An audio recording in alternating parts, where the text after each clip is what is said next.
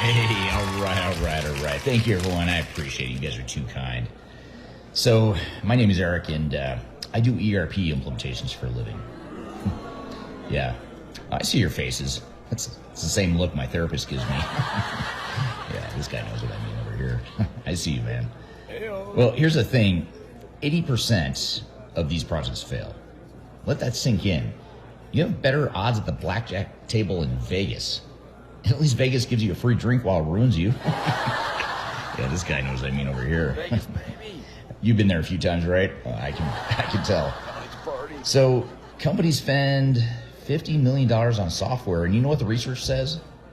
Only 3% of success comes from the technology. 3%. The other 97%, it's people. So congratulations. You bought a Ferrari to fix a problem named Dave in accounting. Oh, man. So you know Dave, right? We all have one in our companies, right? Dave sucks. And then the vendor demos, it's all integrated. It's AI powered. It works out of the box. My friends, vendor demos are like first dates. No one mentions the ex, the debt, or the cat. And then the system integrator shows up. They sold you the senior partner. They send you Braden. Braden graduated on Tuesday. Braden is learning SAP on your dime and on Halloween. Ask Hershey's how that one ends. You remember that one from the 90s? Yeah, you're old enough to remember. Yeah, me too. Ask Lola about their 500 million euro write-off. Ask Birmingham City Council how a 20 million pound project became 113 million. And then leadership says, we don't need change management. Oh, you give change a bad name. Yeah, you remember Bon Jovi? Yeah, that's what leaders are saying right now. Bon Jovi. Look, there are no silver bullets. The technology is the easy part. Humans are the hard part. All right, and watch out for the consultants. Thank you, everyone. I'll be here all quarter. Take care. All right, we'll see you next time. Welcome to Transformation Ground Control. Ground Control. The podcast that covers everything related to digital transformation. Whether you're embarking on an ERP implementation, supply chain transformation, or any other business or digital transformation, this podcast is for you. 3, 2, 1. Ground control to Major Tom. If only ERP projects were funny enough to do stand-up comedy behind. Hopefully you enjoyed that. That's a new concept. I tested out on social media and some of the short formats like Instagram and TikTok and YouTube Shorts. And what I like about the video is not only poking fun at what we do every day in this industry, but also just calling out some of the nuances, related to people and, Dave in accounting, the guy that won't change, the guy that resists change, and, some of the leadership issues, not focusing on change management. I try to make it funny and poke fun at it, but that's the reality of ERP projects and digital transformations. And today's episode 271 of Transformation Ground Control, we're going to dive into a lot of stuff related to this. Of course, we always talk about everything related to ERP and digital transformation.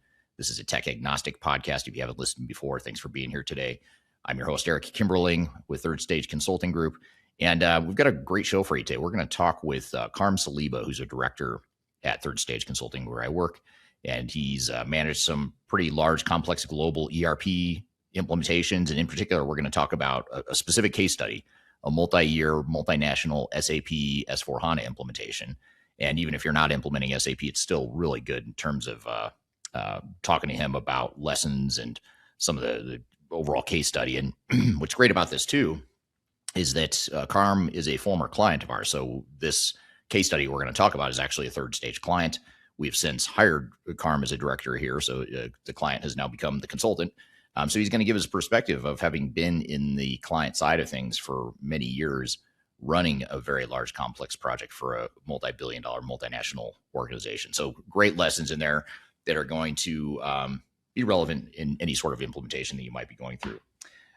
We're going to get to a few things here today that I'm excited about. I'm going to start off the episode by talking about this new policy that SAP has rolled out related to their API. They've got a new API policy, and it's created quite interesting conversation online. And one of the things that I did is I like I always do, tried to be part of that conversation and stimulate some of the conversation. And what I want to do is share with you a video that I shared on social media. And I'd love to get your reaction to this because, some people like what I had to say, some didn't. So I'm really curious to hear what you all think about this video. Well, SAP is at it once again, dictating to customers architecture decisions that really shouldn't be up to a vendor. This is news from just a few days ago that states that SAP now no longer will allow APIs, which are integration points between SAP and third-party solutions, unless it's something that's been officially published by SAP. SAP is saying that you may only use SAP published APIs and SAP endorsed data access mechanisms, and only for their documented purposes. Think about that for a minute. In other words, what they're saying is we don't care what custom APIs you might have developed. We don't care that you might want to integrate with a third-party system that they don't authorize. What they're trying to do is hide under the guise of security and compliance, which I'm calling BS on. That is not the reason why they're doing this. The reason they're doing this is because this is how SAP operates, first and foremost. But second of all, they want to have control and dictate to customers architecture decisions that should rest in the hands of customers. If customers are paying for the software, I don't think a software vendor should be telling customers how they can or can't use the software, as long as it's legal and within reason. SAP has a long and rich history of unilateral decisions that benefit them and harm their customers. You don't have to look any further than their 2030 mandate to get off of BCC, to get rid of all the customizations that have been built over years and years. And you can say it's all in the name of technical debt and updating and modernizing, but that should be the customer decision, not the software vendor's decision. The good news in all of this, though, if there's a silver lining, is that this story, this news, coincides very nicely with the timing of the release of my book, which is called Welcome to the Machine. In this book, I talk about SAP and companies like SAP, the behaviors they undertake, and the way it adversely impacts their customers. Now, in this book, I don't just blame vendors. I also talk about consultants and how their interests are misaligned with customers. And I talk about the internal dysfunctions that organizations face, the actual end customers face. So it's not just about bashing vendors, but vendors play a huge part in contributing to ERP failures, overspend, lack of ROI. The industry only needs to look internally to recognize what that is. SAP. So that is the video I published recently on social media. And I'd love to hear your feedback on this topic, because this is a really interesting topic that actually ties into a broader conversation around vendor lock, the rights of customers versus the rights of vendors. And there's just a lot of interesting discussion that I've been a part of online related to this. And this is part of why I like putting out content like this, because part of why I do it is to say what no one else will say. And although I think a lot of people are thinking this, apparently based on the feedback, but I also do it to get a reaction. I want to see the counterpoints, and I actually learn a lot from the counterpoints. I do appreciate even people that completely disagree with me or don't like what I have to say. But one of the things that an SAP employee, someone who said they're an SAP employee, and their comment was something to the effect of, what else are we supposed to do? We have to protect our interest, which I thought was a really interesting comment. And I get it, right? SAP is running a business. They're not a charity. They're not here to necessarily make the world a better place. They're here to sell software and make money, just like a lot of us are. And I understand that. I respect that. So I think where I struggle, though, and I'd love to get the audience feedback on this, because I'm not sure where I land on this. I tend to look at things, maybe if I am biased, if I have one bias, it's that I look at things maybe too much from the client lens, the end client, and kind of how things affect them. Because we're not affiliated with SAP or any other software vendor, I don't always think the way maybe I should about the interests of ERP software vendors. And so, but at the same time, I do understand they have to make money, right? They've got to, they can't, for example, I've been critical of the 2030 migration deadline to move from legacy SAP products to S/4HANA. I've been critical of that, but I also understand that SAP can't in perpetuity be managing multiple solutions. They can't be managing S/4HANA, public and private cloud, ECC, R3, all these different systems that they've had over the years. Obviously, at some point, you've got to decommission them or sunset them. So I get that. It's nothing new to sunset a product. I think the key here, though, is that the timeline was pretty compressed for very large multinational companies to presumably move off of their legacy systems, especially when they had so much customization tied up in their legacy systems in many cases. And that's not an easy lift and shift by any means. It's very messy, very complex, very risky, very costly. So, but having said that, I understand why SAP is doing what they're doing in that case. This case is interesting too, because actually I was very shocked to see this news, not because it's not unlike SAP, because it is, but because they have recently been in trouble or had regulatory issues in the European Union in particular, where the EU is investigating them. And to be clear, it's not just them. I think they're also looking into Microsoft for similar but different things. But there has been some allegations of anti-competitive behavior, from what I understand, in the EU. And so, they haven't been found guilty of anything yet. They're still trying to negotiate with the EU things that'll satisfy regulators there. But some of the areas that they've had regulatory issues, and I think a lawsuit as well. Salonis is a business process mining software and a company that makes business process mining software. And historically, Salonis, the whole view of Salonis, or the whole value of it, is it can go into other, any kind of system and mine the data to see what the processes in the transaction really look like. What are the real end-to-end cycle times? What are the real variations in the process? How is the software really being used? Not just how people are telling you they're using it, but how they're really using it.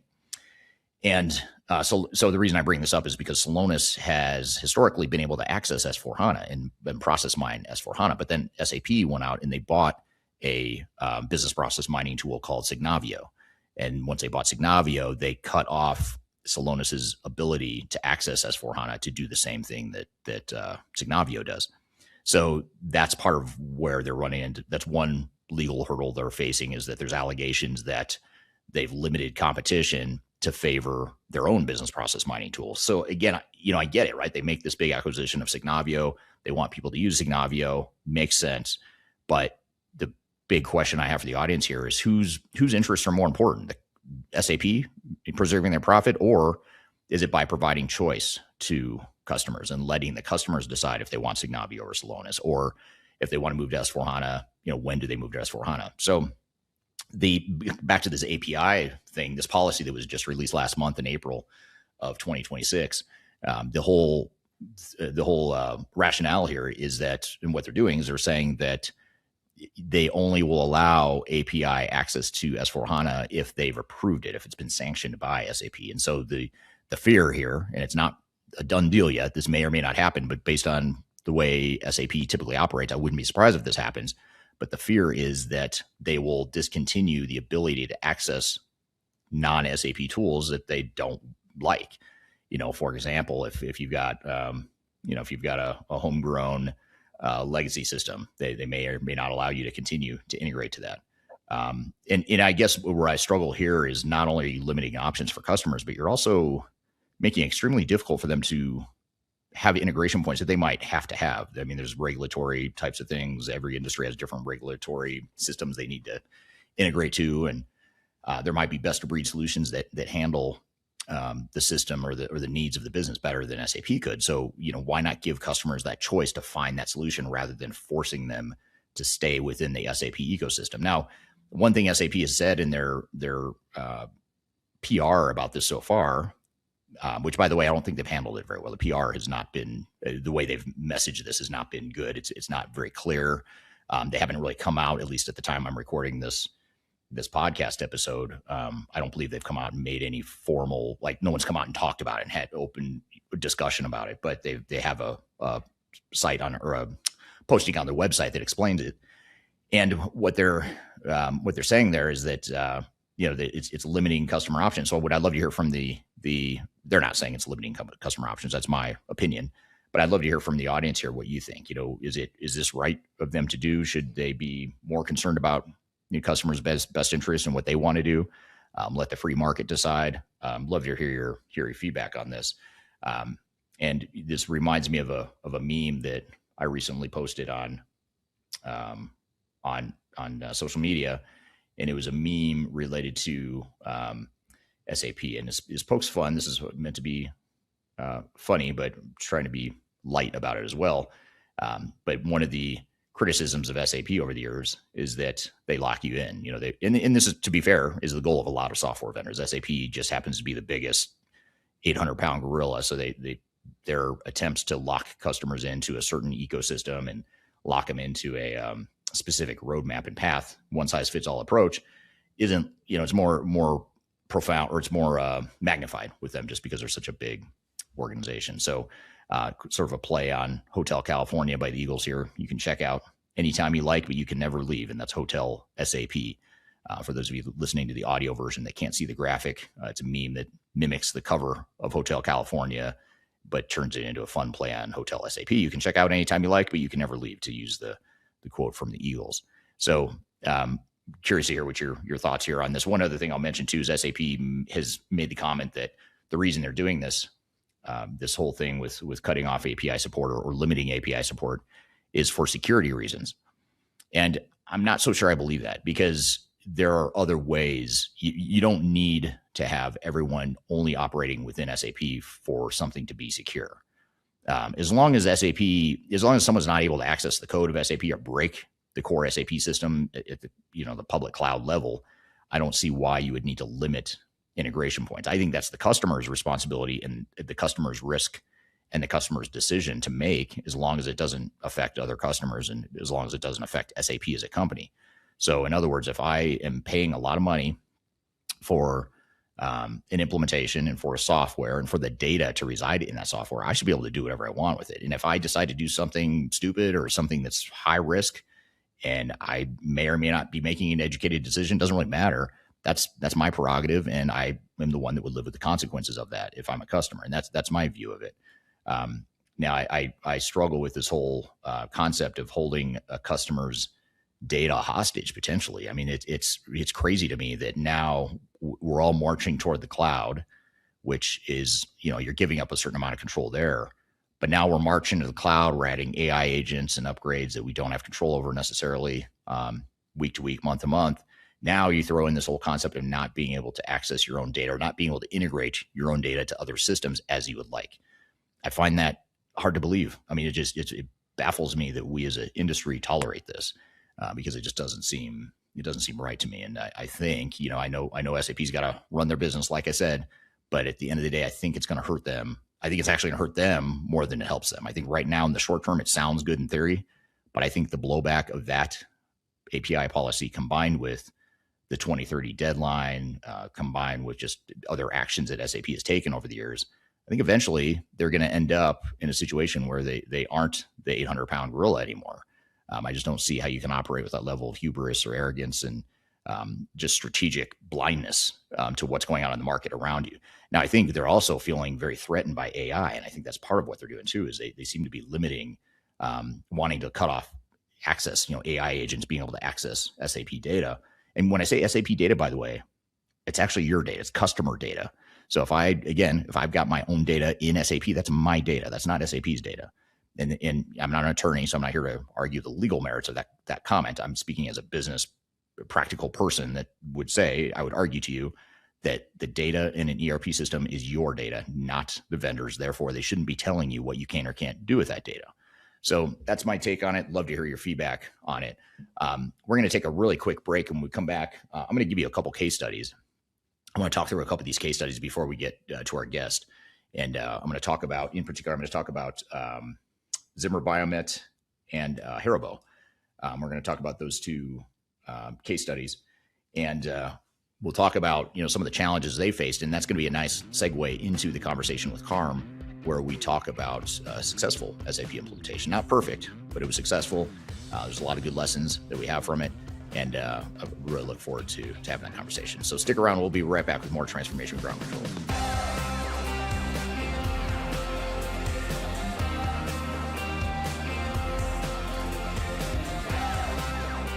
I'm Greg Benton. I'm the Chief Strategy Officer with Third Stage Consulting.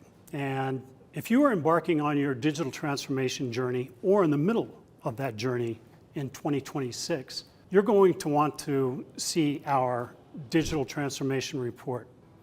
This latest edition really dives into a lot of the key trends that we're seeing in the marketplace and the ecosystem right now. It also highlights a number of the things that are happening with AI being an important component and integral part of the ERP systems that are leading the way right now. Also, the shift toward composable and best-of-breed cloud solutions is really accelerating the decline of monolithic ERP replacement. The opportunity to download the report is found at thirdstage-consulting.com. And you'll also find other tools that will help you in the initiatives and the business planning that you're doing for 2026. Don't leave phase 0 without it. Reach out today. I want to encourage you to read our Guide to Organizational Change Management. It's a free report or a free guide that we published. It's one that I actually wrote that talks about best practices and lessons learned as it relates to change management. So as you know, on this podcast, we cover a lot of stuff related to the human sides of change, organizational change management, including training, communications, org design, all kinds of stuff as it relates to change management. So if you're trying to learn more about change management, or you're looking for more direction and ideas on how to get started on your change management strategy and your overall journey, be sure to check out this guide. You can read it by scanning the QR code on the screen in front of you, or in the links below for this particular podcast episode. You can find a link to take you to the page that will allow you to register to go ahead and download that and read it for free. So be sure to check it out. It's the Guide to Organizational Change Management, written by yours truly. I hope you enjoy it. Let me know what you think, and hope you enjoy the rest of this episode.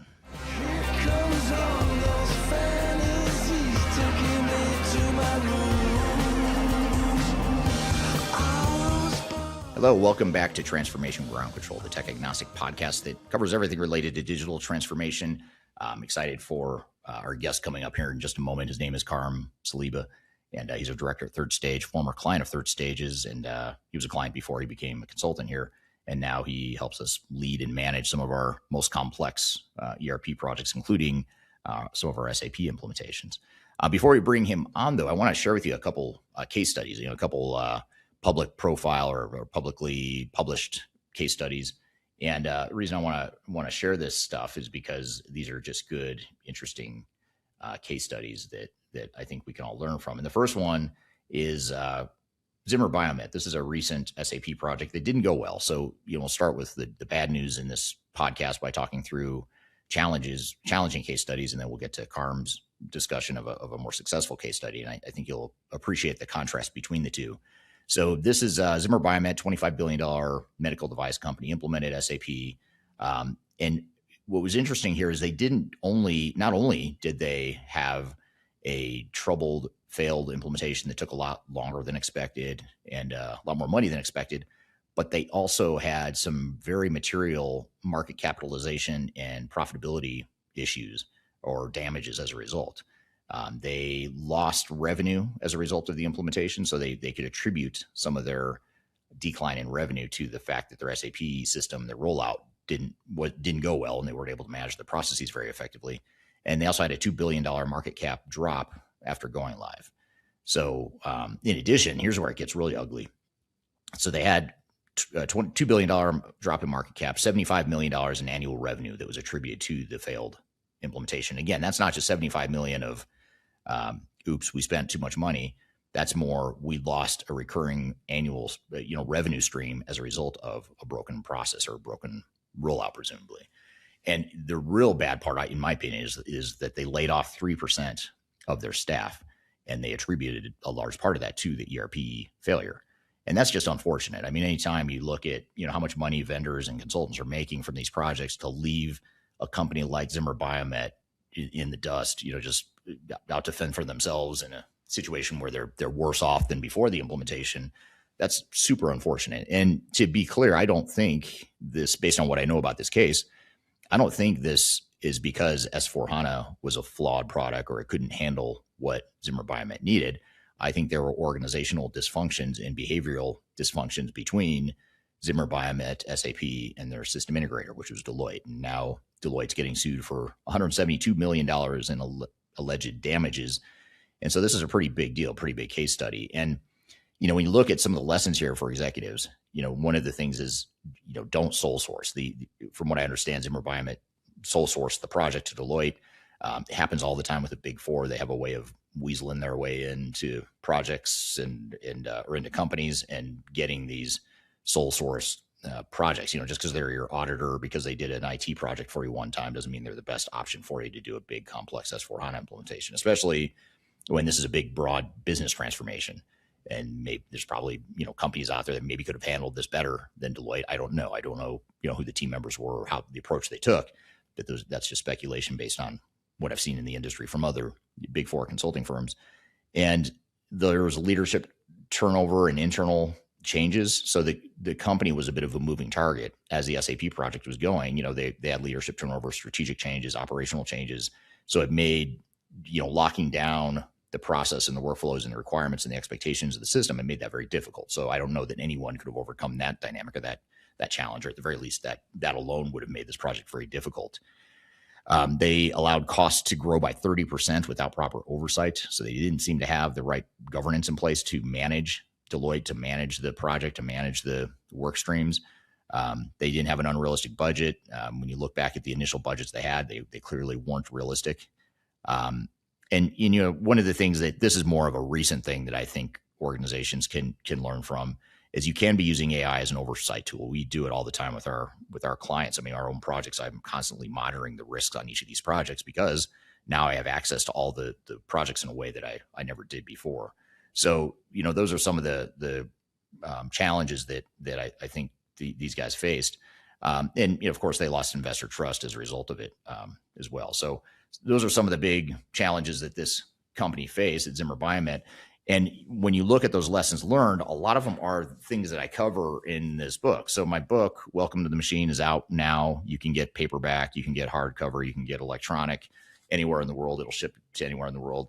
But this book, the reason I wrote it is because I wanted to talk about the dysfunctions in this industry. And, in the past, I've written a lot about case studies and failures and things like that. I've studied them to death. I've analyzed expert witness cases that I've been involved with, which is about 60 or so expert witness cases. I've testified in several of those, been deposed in several of those. So all along the way, I'm constantly learning from project failures, recoveries, and of course, our own day-to-day implementations where we start from the beginning with a client. But one thing I hadn't really done until this book is really analyze more of the systemic breakdowns and problems and the behavioral, organizational, cultural issues that lead to failure. And the bad news is that I don't think it can be changed overnight. It hasn't changed in 30 years I've been doing this. It's all been the same stuff. It's the same patterns. It's the same behavior. It's the same conflicts of interest. It's the same issues. And so in this book, I unpack end customer, vendor, system integrator, three parties. And there's three main parts to the book where I talk about each of their dysfunctions and how each of those three parties' dysfunctions all fuel like a machine of failure. And it actually is a very effective machine. It's working as designed, which is to sell a lot of software and to sell a lot of services behind it. But the bad news is it's leaving customers behind, and customers are failing as a result of that. So think about this: when you have a failure like Zimmer Biomet or any of these projects, who are the two? There's two of the three parties between vendor, system integrator, and customer. Two of those three parties are guaranteed success. They are guaranteed to come out financially ahead. And the bad news is not the customer. The customer is the only one that will end up worse off if things don't go well. And for 80% or more, it doesn't go well. So 80% of the time, vendors and system integrators are doing better financially. Customers aren't. So think about that for a minute. That's a very startling conflict of interest, very concerning. I find it disturbing. Again, it's not going to change overnight, but what I talk about in the book in part 4, which is the conclusion, or the final part of the book, is I talk about how to navigate it, what you can do to manage and harness the machine and contain it and just limit its damage. If you kind of understand how all the gears work, you understand the conflicts of interest, you understand how consulting firms and vendors work, you understand your own internal dysfunctions that you have as a culture and as a operations and as a leadership team. Once you understand all these pieces, again, it's not to criticize anyone necessarily. I'm not trying to bash vendors or SIs or end customers, certainly not them. But what I am trying to do is say there's a problem here. There's a problem with the machine. There's a problem with the system, the way we've built this industry. And to be smart about it, you've got to understand the machine to navigate it. So be sure to check out the book. I enjoyed writing it. I think it's really good. I'm totally biased, I'll admit, but I think it's a very good book. It's by far my favorite of the 3 that I've written. So be sure to check it out. You can get it on Amazon. There's a link below. You can get it physically or electronically anywhere in the world. So that's one case study. Now, the other case study I want to talk about is Haribo. So if you're familiar with Haribo, they are a candy company. And I recently posted this infographic on LinkedIn where I talk about Haribo's ERP failure. I talk about how gummy bears almost were obsolete as a result of a failed ERP project. This too was an SAP project.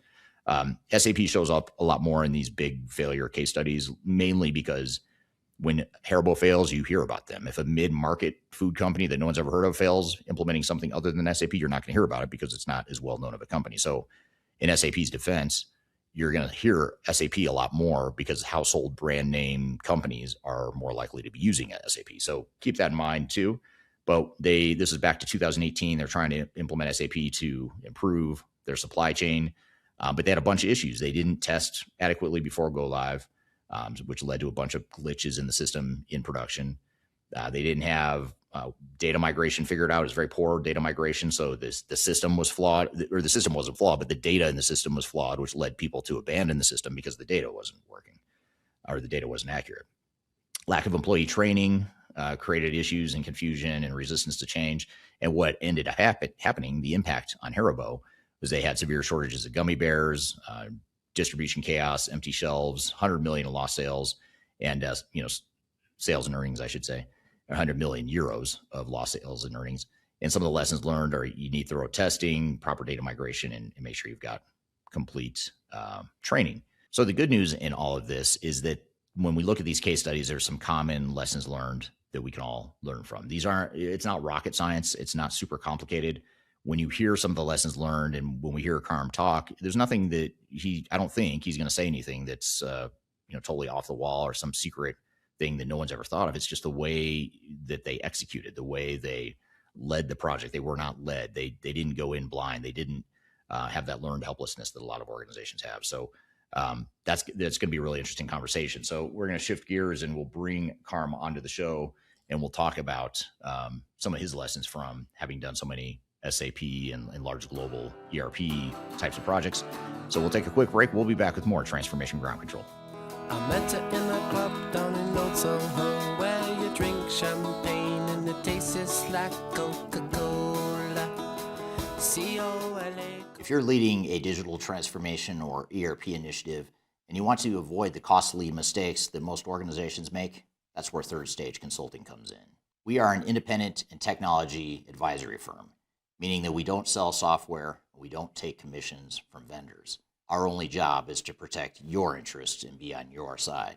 We help executives and project teams plan, deliver, and recover digital transformations and ERP projects, reducing risk, improving adoption, and delivering real business value. If you want clarity before you commit to your digital strategy, or if something feels off track to you, feel free to reach out to us at thirdstage-consulting.com, and my team and I would be happy to help.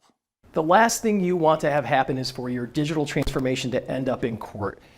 I've been doing this for 20 years and I have seen everything. My name is Marcus Harris. I'm a software and technology attorney focusing my practice on drafting and negotiating software-related contracts and litigating software disputes across the country. Feel free to reach out to us at taftlaw.com. We'd love to talk to you about the litigation process and what you can expect.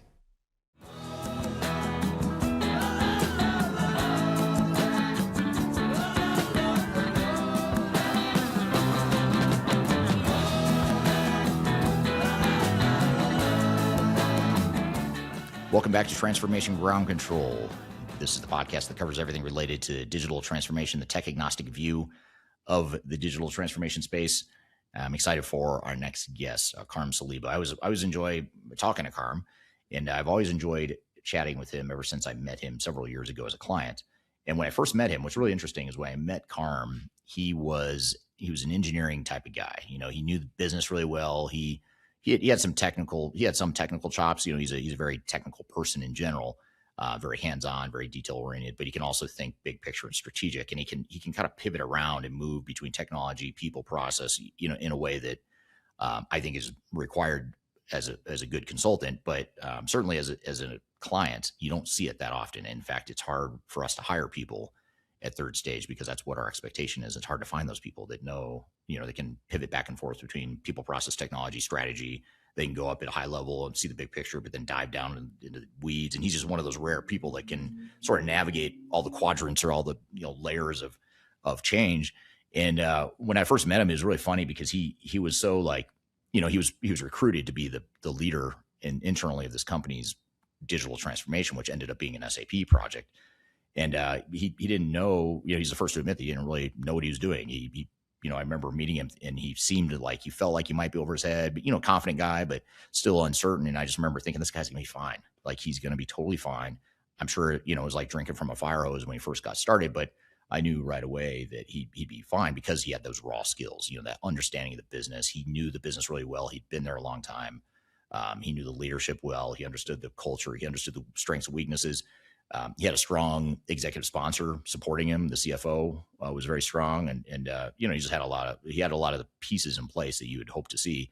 And quite frankly, so many clients we go into don't have any of that stuff, and then they hire us and want us to somehow fix it. And yeah, we can make things better. We can give them a better chance of success, but it's not nearly as ideal as when you have all that stuff yourself, to start with, and then you hire a consulting firm like us, and you get just so much more value out of them because they can actually make a bigger impact when you have those foundational things in place. So I'm really excited to have Karm on. He's actually been on my podcast before. Back when he was a client, he was on my Journey to S4HANA podcast, which is a limited podcast series I did a couple of years ago, and we'll have another season of that here coming up soon. But you can go to journeyto s4hana.com if you want to check out that podcast. You can also find it on Spotify and Google Podcast, Apple Podcast, Amazon, all the usual places. The same place you find this podcast, you can find Journey to S4HANA. So be sure to check that out. But having said that, we're glad to have him here on this show in a new role. He's a little bit older, a little more wiser than the last time he was on, and we're really excited to have him. So, Karm, thanks for being here today. Thank you for having me. Look forward to it. Yeah, I look forward to today as well. And you've have quite the interesting background that spans not only SAP, but more importantly, an engineering and business background. And that's why I think some of the lessons you have to share here today are going to be so interesting. But before we get into all that, just tell us a little bit about yourself, if you don't mind, just sort of your upbringing and background. Sure. My name is Karm Saliba. The funny accent that you hear is because I grew up in South Africa. I've been living in the US for about 10 years now, but I grew up in South Africa. I am an industrial engineer. I've spent my entire career, 23 years in industrial manufacturing, so large-scale global manufacturing companies, starting with automotive and then moving on to more refrigeration, cooling, that sort of thing, global industrial manufacturing. And my career has really been spent at the place where business process meets technology. So from machines to software to hardware, but really where those tools come into play within the business process, and making sure that the business process fits and achieves the goals that the company has set out for themselves. So yeah, and then I've joined Third Stage a little while ago, so I'm new to the consulting world. But yeah, so far it's been a blast. Really enjoying it. Yeah, interesting. You have interesting background, kind of sort of 3 chapters of your career. It seems like you've got the business engineering one, the chapter where you get into the SAP stuff, and now the 3rd chapter getting into consulting, which is pretty cool. Yeah, it's a nice evolution. Yeah, you get to see it all. So so tell us a little bit, I guess, before I get into some of the questions I have for you. And by the way, any questions the audience has, please drop those in the chat. Love to hear from you as well. And also, just if you don't mind dropping in the chat what city and country you're joining from today too. We'd love to hear where in the world you're joining. But before we get into some of the questions I've got for you and the audience has for you, just tell us a little bit about the project itself. Could you just set us up or give us a backdrop of what the project was and how it came to be? Yep. So the company is a global manufacturer in evaporative cooling equipment, and global company, factories all around the world, footprint in every continent. And really the company was growing very, very quickly, as many companies are, especially in that space now, growing very, very quickly, 2-3 times the size that they were a few years ago. And as a result, obviously, they want to harmonize their business processes across operations and across regions. But as many companies, they kind of grew in a way where the systems didn't necessarily grow with them. So they had a lot of outdated systems, different systems from all around the world. So they wanted to get together and really put together a plan to have global business processes and really leverage the latest technology in the best way that they could. So that was the project, and that's what we started out to do, with the goal of improving the products and services to the customer, and really the customer experience was the main goal. Right. And how did you get looped in? Not, you didn't start off as an SAP guy. You didn't grow up. I assume you didn't grow up aspiring to be an ERP project manager someday. How did you I get did to not. I wanted to be an inventor, so I don't know how I got here. But yeah, I've always been a process guy, so that's always been my thing. Optimizing business processes, whether it's a process on the factory floor, or whether it's an operational process, or whether it's a sales process, or anything like that. So I then got into innovation and did some education around innovation and innovation methodologies and how you can frame problems, before jumping to solutions, and how you can really apply solutions that will solve the problem that you're going after. And so I kind of had that background, which was known within the organization, and then a particular gentleman who was the CIO at that stage said, "Hey, would you be interested in helping us frame a problem that we're kind of trying to get our head around here?" So I said, "Sure, that sounds like fun." So I started doing that, and then before we know it, I was leading the global SAP implementation. But it evolved. It evolved from a trying to solve a business problem to implementing the solution that we came up with, and then it kind of became a natural fit for me to keep going with it. Right. Yeah. That's really interesting. And so not something you meant to do, but you stumble into it. You take over this project, and I imagine, I guess, how did it feel? Like, how was the beginning months of that project? I'm just curious. Like, I imagine you're drinking from a fire hose, trying to figure out what the hell SAP is and what is this whole ERP thing. How do I manage a project like this? It's probably a bit different than what you've done before. How are those early days or weeks or months of transitioning? How did it feel? Chaotic and scary. It was always the intent for the business to do as much as possible themselves, bring in support from consultants and system integrators, but really to truly own the process of the transformation. And as a result, we recruited a lot of great people from within the business, and brought them onto the team. And they also didn't know anything about SAP. Nobody within the business, none of the business units were on SAP. So SAP was brand new to us. Primarily, we were on a PeopleSoft instance, and a few smaller ERPs and CRMs around the world. So nobody knew anything. We all got swept up in a lot of the sales talk from SAP about how easy it is and how seamless it is, and a lot of the sales talk from system integrators that it'll take a few months and it'll be over. So we didn't know what to believe, what not to believe. We didn't have a structure or much of a game plan. We did know what we wanted to achieve and what our guiding light is, which I think was helpful. Yeah, that right there. I mean, that last part of what you said, I imagine that was a lifesaver in many ways, just to have those guiding principles and direction you wanted to go. Absolutely. Yeah. So when you look at this project that you led, it was tell us a little bit about the scope, if you don't mind. It was Sure. not just S/4HANA, but there were certain nuances to it that made it unique.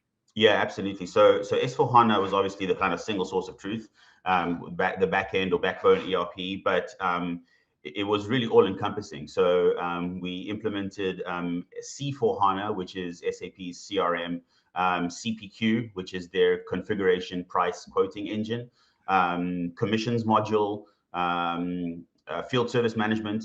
I'm trying to think what else, Concur. So it was really soup to nuts, right? We're all the way from CRM through product selection, configuration, ordering, manufacturing, shipping, finance, obviously, supply chain, warranty, quality, lock, stock, and barrel. We were all in. Yeah. And when you look back at it now, with the benefit of hindsight, what was the single hardest lesson? If you had to pick one thing that was just the hardest lesson of managing not just a complex ERP implementation, but one that was global in nature like that, what would that lesson be? Honestly, I think that there's two parts to it. I think that there's a huge people aspect to it.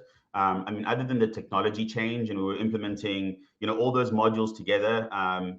We were the first company to do that around the world. There has been no one else, at least at that time, that was using advanced variant configuration with CPQ integrated with C/4HANA and all the rest. So apart from the technology, there's a huge people aspect to it. And one of the big lessons is, really create relationships early within the organization. Really understand who the key players are within each function and within each region, and spend time with them. Really spend time genuinely getting to know them, what their concerns are, and what their goals and ambitions are. So I think that's really important.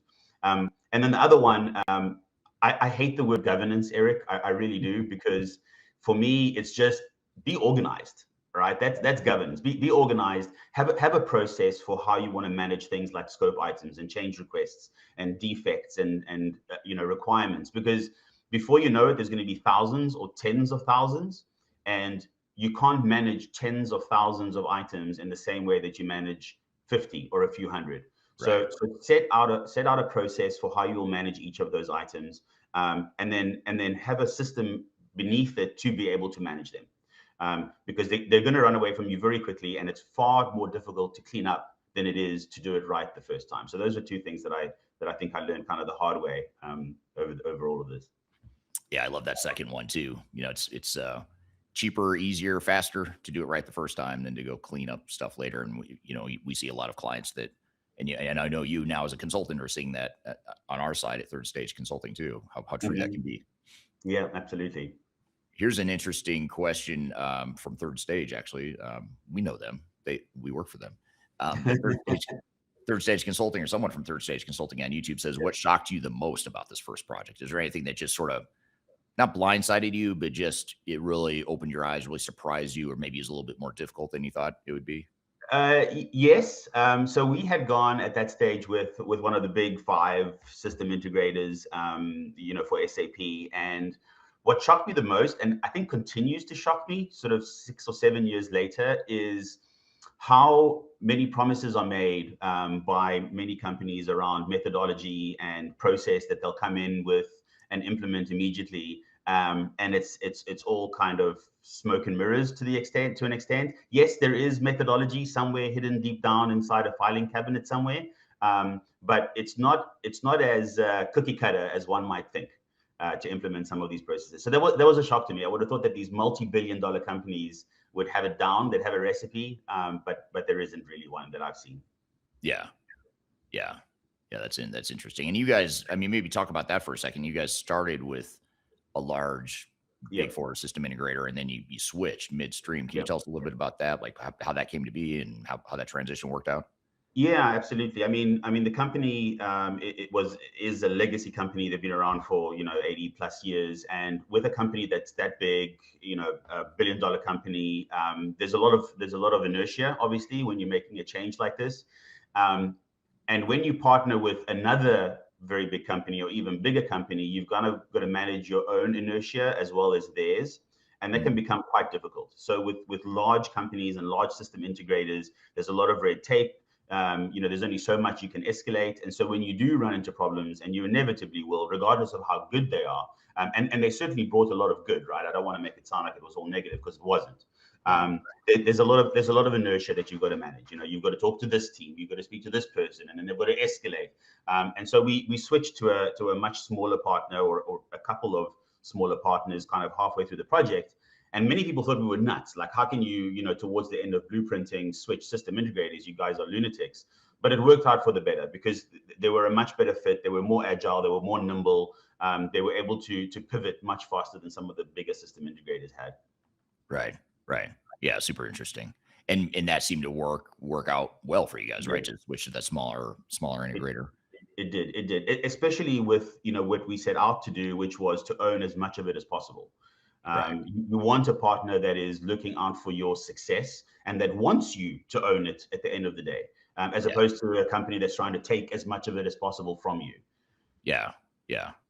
That's a really interesting dynamic and dysfunction between consultant and customer that oftentimes gets overlooked, because the consultants have, if you think about it, and this is true for any consultant, whether it was your smaller consulting firm you worked with or the Big Four, is just maybe more magnified with the Big Four, is they have an economic incentive to take over more of the project for you. Exactly. Whereas your incentive is like, no, I want to own this. I want you to teach me. I want you to guide me, but I need to own this at the end of the day, because after they leave, you were still there for a while after those consultants all left, right? Absolutely, yeah, several years. Yeah, just a couple comments here on social media here. Galib on LinkedIn says, agreed. Yeah, I cannot talk today. Adaptation is the key metric which determines ERP or CRM project success. It's a good point there. Hello to Ken Hamilton joining on LinkedIn from North Carolina. Here's a question from Dostonian on YouTube. Says, have you developed a regular system for managing governance? Your favorite word, managing governance, now that you're a consultant. Yes. So here's an interesting thing, right? And I was actually talking to a client about this the other day. In my personal life, I'm actually not that organized. Something that my wife complains about regularly. But in my professional life, you have to develop a system of governance and a way of working that is scalable and repeatable and reproducible. And so we're working on it, and that's one of the reasons that I joined Third Stage, is because we do have a different mindset in a way that we want client success. And so the only way to achieve that is really to have clarity and transparency in organization. So I'm building upon the tools that I found here at Third Stage. But I think we can still do a lot better. I think so. So stay tuned. I think that there are things in the pipeline where we can have a governance process with a system and a methodology of implementation that is flexible enough to go from one client to another, but repeatable and rigid enough that you can implement it quickly. Yeah, and that's the key right there. How can you be repeatable and fast, but also understand that you've got to tailor things or adapt to things that are unique to you as a business, which leads to another question I had, which is, you guys had a global template, right, that you were working from. So you weren't, in other words, you weren't looking to implement S/4HANA and all the associated systems. You weren't looking to implement that with different instances or different variations for each location throughout the world. So how did you find that right balance between the global template approach versus the local flexibility and the nuances and the differences that each country had and needed to preserve?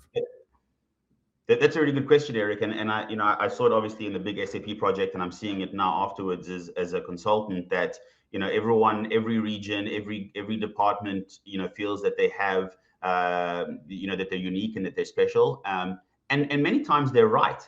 So I don't want to discount that. So I think starting right out of the gate, there's definitely legal requirements and statutory requirements from country to country that you've got to be mindful of. I mean, one example is countries like Italy and Mexico require electronic invoicing that gets submitted to the state, for example, right? You don't need that in the United States. You certainly don't want to implement that in the United States if you don't need it. So things like that, I think you have to be flexible right out of the gate. The other thing, though, I think that you need to be mindful of when you're looking at a global template versus regional variation is to not lose your identity in wanting to stick to a global template.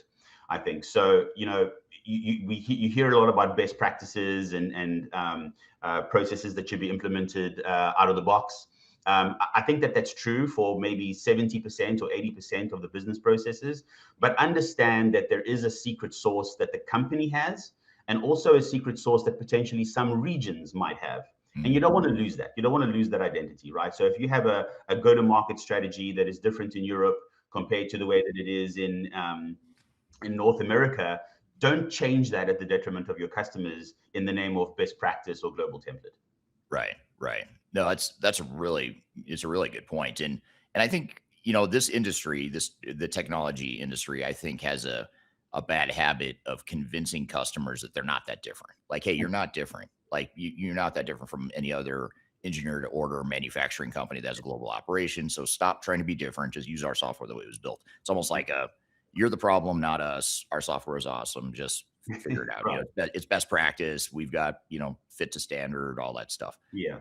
Did you guys feel that pressure from your vendor or from maybe even internally, that pressure to just leave the software as it is, use that vanilla software, even if it meant compromising some of that secret sauce that you're talking about? Yeah, absolutely. I just want to say that, I know SAP is kind of the big bear or the elephant in the room, but they were truly supportive throughout all of this. I mean, we were one of the first, as I said, if potentially not the first, to implement all these systems, and they were truly supportive and truly helpful. But there's always the fear that they make sure you understand that if you deviate in any way from their process, they may or may not support you. Right. So that fear in the back of your head is always driving you to kind of crush any idea of deviating from the standard. So for me, that's the pressure that gets applied from SAPs and probably any other of the big companies. In fact, I know others that have the same tactic. Well, if you're if you're going to change this process, you're on your own. It may or may not work. And you do see that, right? So you'll put in support requests for SAP or anyone else, and that's the first thing that they'll look at is this stock standard vanilla process? Have you touched it in any way? And if you have, that's the first thing that they try and lean on. Right. Yeah, that's interesting. Yeah, and that's a common dynamic we see too, is that you have, and this isn't just about vendor versus customer. This is actually more of a IT versus business discussion, because I think a lot of times the technologists in all of us recognize and understand the appeal of standard vanilla software. Just deploy it out of the box, off the shelf, and don't change anything. From a technology perspective, that is an ideal state. But the business, where the rubber meets the road, has a different perspective typically, and then you've got to make a compromise or a decision of where am I going to make the trade-off? Am I going to complicate things technologically, or water down and dilute my secret sauce? And usually it's not an either or. Typically it's sort of a continuum you've got to navigate, I imagine. That's exactly right. Yeah. So here's a question off of TikTok. This is from McGreens on TikTok. Says all ERP systems are designed to ship more product on time. And then I'm going to get to a question here in a second related to this. But then a follow-up comment was, shipments on time is equal to customer service. Your job depends on it. That should be, but that's the measure. So I think what this person's alluding to is sort of the metrics or the end result you get to when you look at what happened with this SAP project post implementation, as you started to see people start to use it and start to go into operation or into production. What were some of the major benefits you saw? I mean, were there areas where you thought, okay, we really knocked this out of the park and got a lot of business value? And on the flip side, part two of that question would be, were there some parts of the business that you actually might have been a little less efficient because now you're putting more structure in place, you're capturing more data, you might be slowing things down because you're adding a little bit more structure and governance.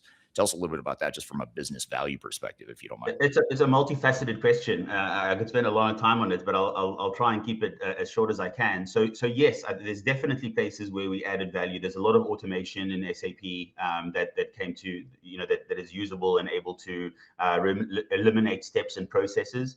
Also, there's a ton of data that gets collected by SAP from CPQ, from C4, from S4, that you could then use to make better, smarter, more intelligent decisions. But I think that before you get to that value, you have to really understand how to collect that data and what to do with it. So I think that isn't that easy in SAP. It isn't just as simple as being able to pull data and there you go, there's now the insight that you need. So I think from the benefit side, you have that data, you have the potential for a lot of automation, but on the negative side, you have to learn about SAP first, and you have to learn all the nuances, and you have to learn where all that data lies, and you have to truly understand what processes you want to implement versus not implement to actually gain that value. So I think you need to look at it from both sides. So this is from Teddy on YouTube. Teddy says, to what extent did your technical background come into play within your SAP implementation projects? It really did. So I'm a mechanical and industrial engineer by education. Industrial engineering is all about business process and process optimization, right? So that was directly beneficial to me, understanding how processes work, value stream mapping, and that sort of thing. But also from a mechanical point of view, my entire career has been spent in manufacturing. And in manufacturing, it's very easy to cloud reasons for inefficiencies. As an operations guy, I know that it's something that gets used all the time. Well, we didn't achieve target because of this, and the other thing. And just having that technical background and understanding certainly helped to see through that. But then also moving over into the software world, I'm no slouch when it comes to understanding technical requirements and technical specifications. So it was a relatively easy transition to start understanding the technical part of ERP implementation as well. But then with that understanding, being able to translate that into business speak, right? So being able to translate the technical specifications and technical capabilities into what is and is not possible from a business process perspective. So I think I was lucky in the background that I have. Right. Yeah. And I think it's a unique background. I mean, we work with a lot of different clients, a lot of different personality types. And I think, the thing that's unique about your background that I think made you really good as a project manager, makes you good as a consultant now, is the fact that you did have that upbringing that wasn't solely focused on enterprise technology. A lot of us, like myself included, I grew up in the enterprise tech space. That's all I know. Whereas you were growing up more as an engineer, you wanted to be an inventor, you just had a totally different mindset or approach. So I imagine layering something new like SAP on top of that foundation was a really solid place to start. Yeah. It's another technology at the end of the day, right? So whether it's an ERP system or a CRM system or machine automation or machine learning, or a press brake or a laser, it's all technology, and it's all tools that we've invented in order to achieve a goal. Right. And that's the lens that I look at it through. Right. Right. Dustonian on YouTube has a follow up here and says, and accepted by the users. No one likes governance, but everyone needs it, like your home life. And then because I love the audience here because they seem to know that governance is a trigger for you now. And they're going to ask a bunch of governance questions for you now.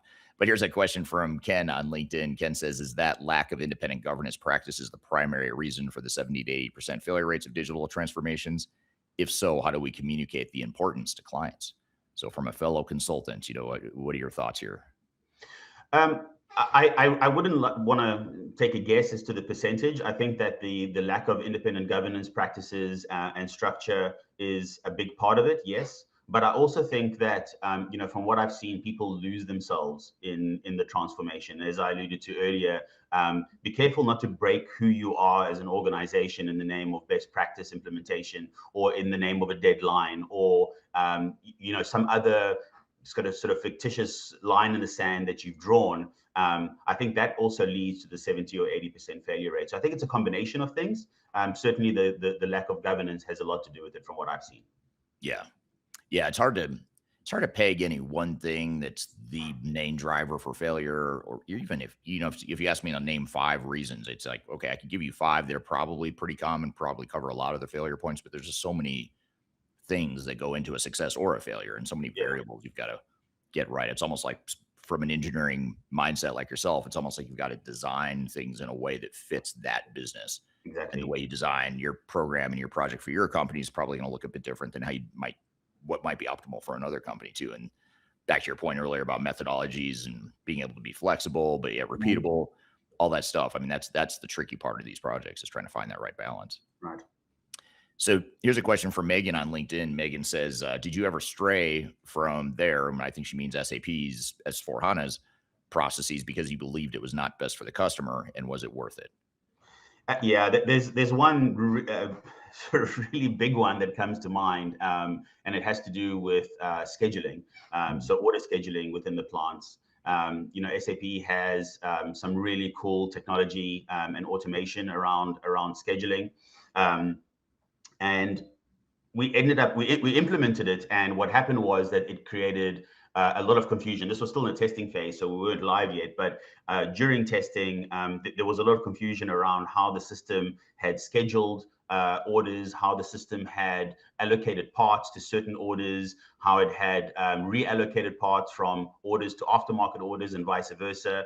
And what we found was the technology was just too much for the organization at the time, and it was negatively impacting the customers. So because we weren't able to understand some of the decisions that the system was making around scheduling and order allocation, it started causing confusion and an inability to ship product. And so we actually turned it off, and we went back to a much more manual way of scheduling the plants. With the understanding that we might come back to it when the organization is a little bit more mature, we have a better understanding of SAP, we're more comfortable with the processes, we could then turn on some of that automation again. But for me, that was a lesson that, more technology is not always better, and certainly not always better for the customer. And so, we ended up turning it off. Yeah. And did you get kind of blank stares from your consultants in SAP? Just like, what are you guys doing? Why are you doing this? That makes no sense. I mean, what was the Not really.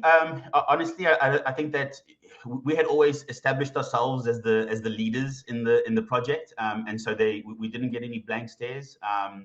And I think we made sure that they understand why we're doing it as well. Right. So having consultants is not a bad thing. I'm a consultant.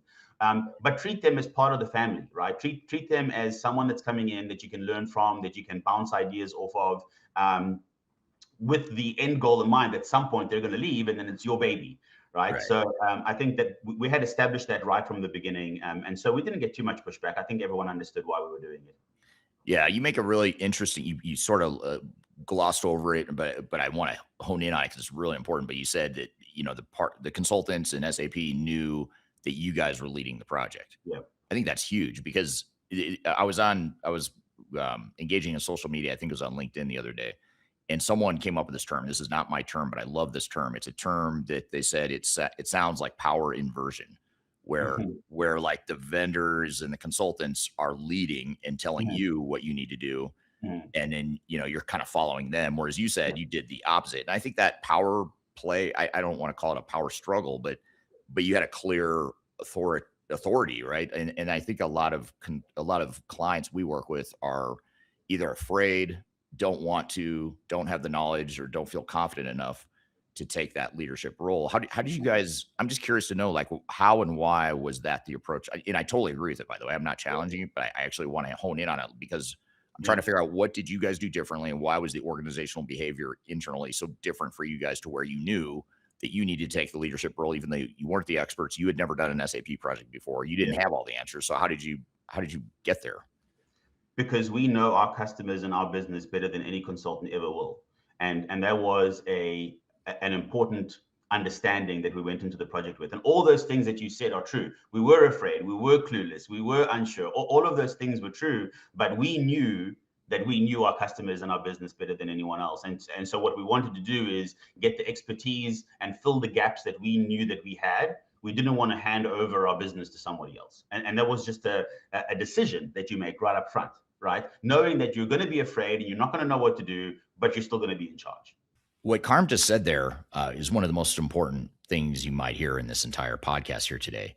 And let me repeat the quote there. I think is really interesting. He said, you're going to be afraid. You're not going to know what to do, but you're still going to be in charge. And I think that is so important. And too often that just gets overlooked. And companies think that because they're afraid and they don't know what to do, or they don't have all the answers right now, they go to the other extreme and say, well, I'll just bring in the SI. I'll go hire Deloitte. I'll hire SAP. I'll hire a big system integrator or someone like that to come in and take over this project and just do it all for me. And it sounds good in theory. Like, it sounds like a lifeline. It sounds like something that's going to bail you out. And it will, for sure. In the short term, it's going to make you feel better. Long term, it's going to be a much higher likelihood of being a disaster for a number of reasons that, that we'll continue to talk about in this discussion. But also I do talk about that a lot in my book, in Welcome to the Machine, which just came out on Amazon. That book, I talk about how that behavioral dynamic of wanting to pass things off to a vendor, to relegate responsibility, just delegate, outsource, whatever you want to call it, that leads to so many bad behavioral problems, to where now you've got a third party that has a vested interest in not doing things effectively or efficiently because they make more money the harder the project is. And that's the irony of it all. They actually are going to do better by making the project take longer, consuming more hours, billing more hours, et cetera. If for some reason the project gets delayed or things get messy, they win. You don't, but they do. And that's a tricky part. And then you've got the conflict of interest of that the system integrators and the consultants have with their vendors that they represent, because now, you don't want to bite the hand that feeds, and the hand that feeds is going to continue to give you leads, commission. I mean, the amount of money these guys make from the software vendors for recommending and implementing certain products, it's baffling how much money is there. And no wonder you have these weird behavioral issues in the industry, because there's so much money at stake. You throw that much money at people, they're going to start acting weird and doing things that don't make sense. At least from your perspective, they may not make sense. It makes total sense from their perspective. They're trying to make more money, and they do better if they keep the vendor happy and regardless of the outcomes of your project. So, and again, I'm not saying the individuals in these companies for the most part are not bad people, but that's the way the system has been built.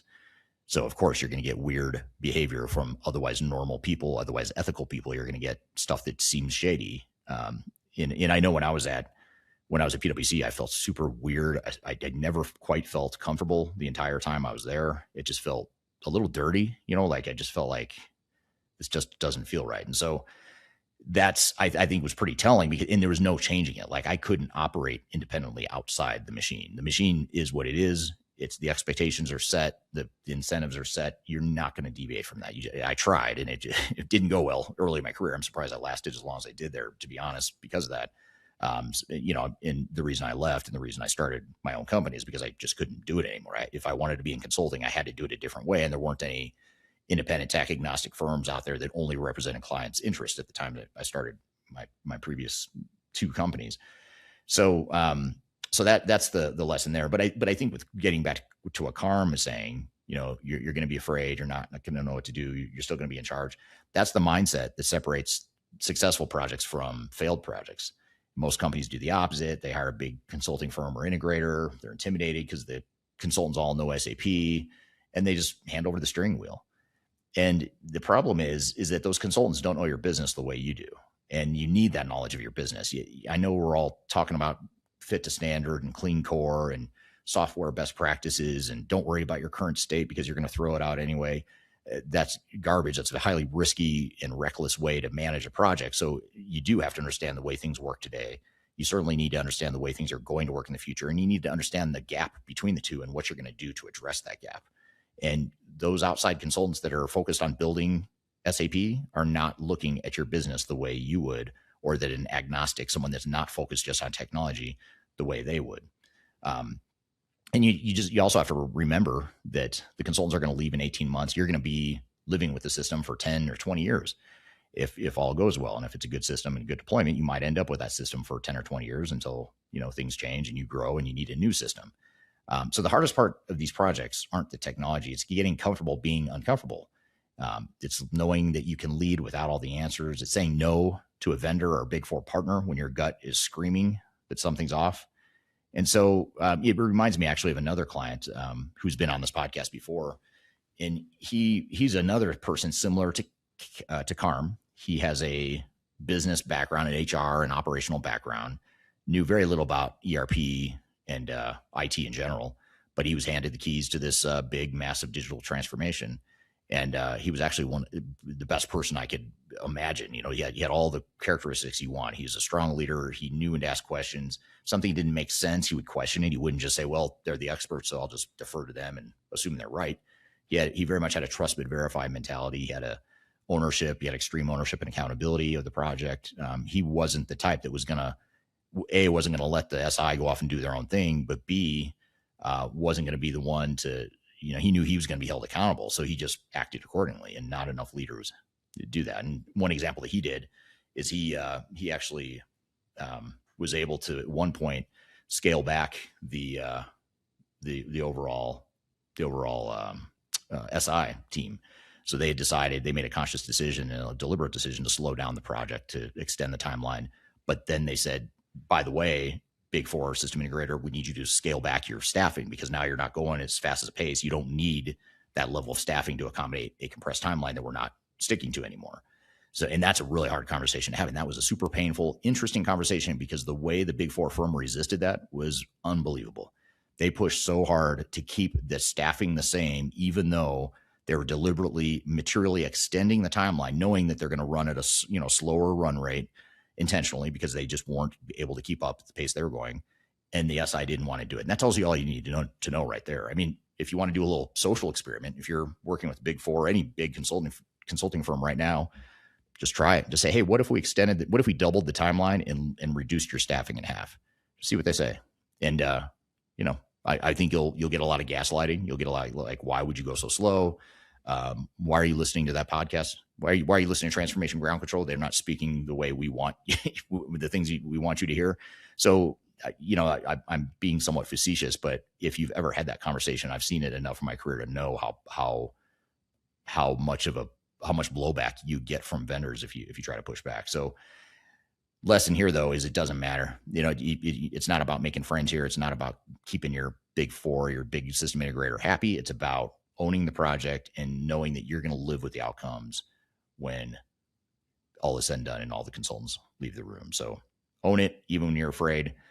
We've got a lot more to cover though. I want to keep going here with this conversation with Karm, and unfortunately I've left him waiting for a few minutes here. So we're going to take a quick break. We'll be back with more Transformation Ground Control.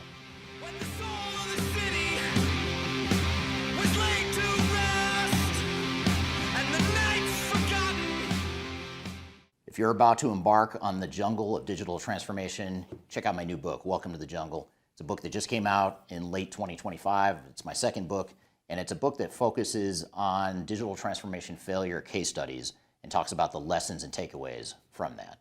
It's 300 pages packed of all the lessons and things that I've learned from having been an expert witness in lawsuits related to digital transformations, and also with our team helping clients recover some of their failed projects. I've included as many lessons as I could possibly fit into one book here. You can read this book. You can order it anywhere in the world in hard copy format, which is this format here. You can get it in paperback. You can also get it electronically as well. Scan the QR code right here or go to the links below for your copy. Hope you enjoy it. Let me know what you think. Are you looking for ways to promote your product or service to enterprise technology decision makers and influencers throughout the world, like the ones who listen to this podcast? Major Tom Productions creates media, events, and influencer marketing for B2B technology providers. Our productions are exciting, educational, disruptive, and effective. Most importantly, they create results. Our content is unlike any other in this industry, engaging, influential, and trusted by technology buyers and influencers throughout the world. Each month, our productions reach hundreds of thousands of targeted buyers and decision makers who trust and engage with our honest and tech-agnostic content. With long-tail viral results and engagement with our content, Major Tom Productions provides a way to reach your target market and create awareness, calls to action, and a connection with potential customers. So collaborate with us today. Learn how we can feature your product or service on podcasts such as Transformation Ground Control, Journey to S4HANA, and Journey to Dynamics 365. We can also feature your brand on our YouTube channel called Digital Transformation with Eric Kimberling, which boasts over 100,000 subscribers and over 2 million video views per year. You can also participate in our in-person events, including our Digital Stratosphere Conference. Contact us today to learn more. We can tailor a marketing campaign that works for you. We look forward to helping more people learn more about and become engaged with your brand.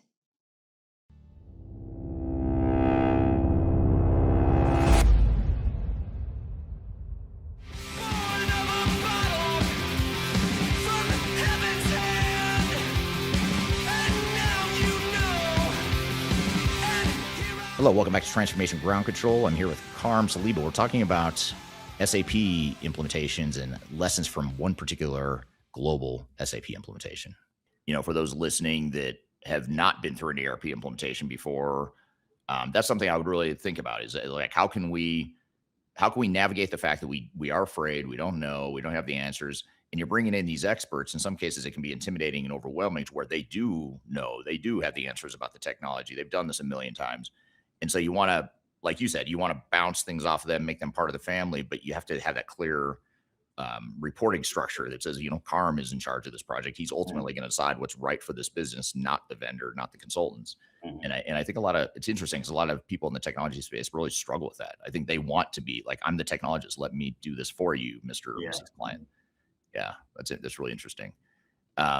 Dostonian says, just to finish the trigger, I'd offer that it is a business process governance versus pure data governance. You have to stay true to who you are and how you get there.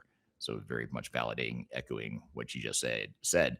But here's an interesting follow-up question for you from what you were just saying, Carmen. That this is from Mukund on LinkedIn. I apologize for butchering your name. Why aren't we able to tailor the experience, in this case, your scheduling example, exactly to the clients, the way of working, rather than then taking them into a new method of scheduling? So, you know, help us understand that. Was this a functionality in that example you were talking about with scheduling?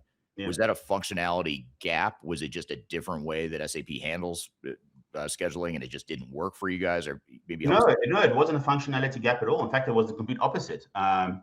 I don't know what the opposite of a gap would be, but I think you can do more than you needed. Is that it was too much. It was a situation where we were handing over a lot of the control. So even before we went to SAP, you know, obviously we had ERP systems and there was technology involved in scheduling, but there was a lot of manual work that gets done in scheduling. You know, understanding lead times of long lead time components and understanding which orders are you know coming in first and more important and more time sensitive, etc. So there were a lot of decisions that were being made manually, which we had tried to hand over to SAP, right, into SAP algorithms. And that was just too much for the organization. So it wasn't a situation where there was a technology gap. It was just too much to hand over to the technology at that time. And could we tailor it? Well, I mean, that's exactly what we did, right? So we didn't switch off SAP. We just took certain decisions that were being made systematically and reverted them to people decisions again, and then fed those answers back into the system again. So we kind of bypassed some automation within SAP. So if I'm understanding the question correctly, we did exactly that. We did tailor the process to the business. But in this case, it was removing functionality as opposed to adding. Yeah. And that's an important nuance too, because I think that's okay. You know, it's like you buy the Cadillac. In this case, you guys bought a Cadillac. You don't need every feature and option. Just like when you buy a car, you don't necessarily want the loaded thing that has every possible feature that you're never going to use. Right. And but I think again, the technologist in us all says, no, but that scheduling capability is so cool. You look at all this automation you could get from it. It is. And it's hard to like get it. It's hard to get unstuck from that yeah. conflict or that tension that you feel over that. Yeah. You can't, I mean, you can't have a Ferrari for your first car because you're probably going to crash it. Right. It's a good point. Yeah. I'm my 16-year-old son just started driving, and that terrifies me to think about him driving a Ferrari. Yeah. So here's a question that, and this actually gets to a thread I was going to get into. So I'm going to point to my question, and I'm going to combine my question with one of the audience members here. But I want to talk about resistance to change or potential end user employee resistance in general, especially in a global environment. Now, first of all, I'm guessing it's not true that everyone was totally on board with this, excited. They're ready to change. They're ready for the American headquarters project team to come in and tell us how we're going to change our business. I imagine that ruffled some feathers. Tell us a little bit about just sort of your general experience there, and then I've got a follow-up question for you on that. I think it's true. Look, I think the leadership was great, and there was alignment at the leadership level across all functions and across all regions. So I think that was a good start, and something that I would certainly encourage every organization to make sure that they have. But yeah, they were. You know, it's I've heard the analogy before that if you're a Samsung person and you have the latest Samsung phone, and then somebody takes it away from you and gives you the latest iPhone, you're going to have a problem with it. And it isn't because necessarily iPhone is better or Samsung is better. It's just because you're used to one over the other. And you'll find reasons, oh, the iPhone can't do this and the iPhone and the Samsung could do that. They're probably true. So listen to the people when they tell you, you know, the new system can't do this, the old system can't do that, because there is truth in that. But much of it is around navigating the people's comfort, understanding what it is that they actually need to do their job. And then walk with them, right, as they understand the new processes. Make sure that they understand that they're still going to be able to do their job in the best and easiest way. And it might be different, but it's not necessarily worse. And if it is worse, have the confidence to acknowledge that and potentially change course in what you're doing. So listen to the people that are crying. Sometimes you'll be able to win them over. Sometimes you won't. Right. And then the follow-up question here from Glebe that ties directly into what you just said, Karm, is one question on adoption. How do you win over legacy loyal users who find old systems more convenient? Maybe I'll take it one step further and just build on what you just said too, is not only might your old systems be more convenient, but what about those cases where your legacy system was actually better for you? You know, you're putting in this new capability that maybe it's watering down that process or making it a little bit more complicated or less ideal, but it's in the name of a broader good. You know, it's helping enable other upstream or downstream workflows. Like how did you guys tell us a little bit about that? How did you overcome that? So be critical in, you know, the battles that you fight. And so I think that there are some instances where the legacy loyal people actually have a point, and where it is a competitive differentiator for the business.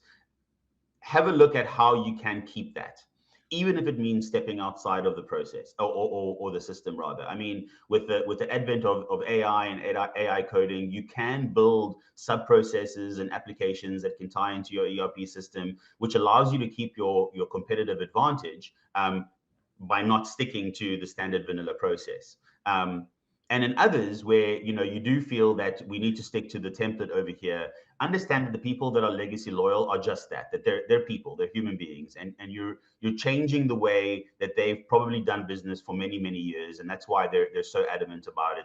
So make a connection with them, spend time with them, work on the shop floor, work in the accounts payable department, actually spend time with them working through their process and understand the pain that they're feeling. And I think that once they see that you understand it too, then you can get to a point where you can get to an agreement, whether that's changing the system or the process, or whether it's them adopting the new process.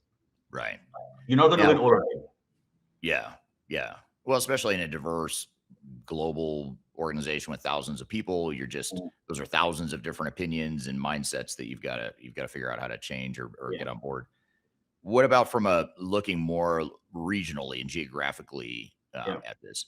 Did you guys have certain examples or certain instances where, just certain, one country just was really resisting the change, or maybe you really were truly watering down or making things more difficult for them, but you needed them to be on a common platform. So, sort of a trade-off.